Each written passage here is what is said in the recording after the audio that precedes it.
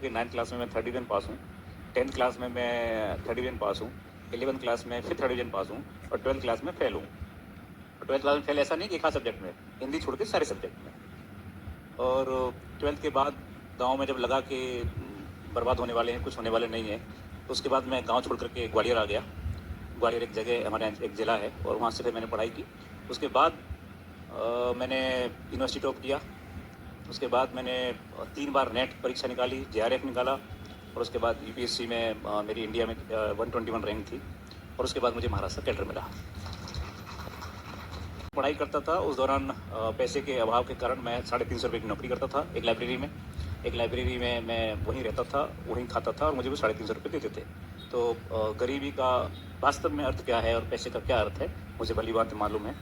Number 2, कुछ लोगों के दिमाग में ये बात बैठी हुई है कि लोग बोर्न इंटेलिजेंट होना चाहिए। बोर्न इंटेलिजेंट का जो कॉन्सेप्ट है, उसे मैं नहीं मानता। मुझे ऐसा लगता है कि बोर्न इंटेलिजेंस जैसी कोई कॉन्सेप्ट होता नहीं है। हम जब चाहें, जब जैसे चाहें, तब इंटेलिजेंसी अपने पास ला सकते हैं। सिर्फ उसके लिए आपको अपने आत्मबल की आवश्यकता है। तीसरा एक कॉन्सेप्ट लोगों के बीच दिमाग में चलता है, वो ये कि जब तक आप बड़े घरों में नहीं आएँगे, पैसा नहीं होगा, तब तक आप आगे पढ़ नहीं सकते। तो वो भी मैं नहीं मानता। मुझे लगता है कि अगर आपका विचार ठीक हो, तो सहायता करने वाले बहुत सारे लोग मिल जाते हैं और आप बहुत आगे निकल सकते हैं, क्योंकि समाज में अच्छे लोग इतने भरे पड़े हुए हैं, इतने भरे पड़े हुए हैं कि आपको सिर्फ़ और सिर्फ़ उसके पात्र बनना पड़ता है, उसके लायक बनना पड़ता है।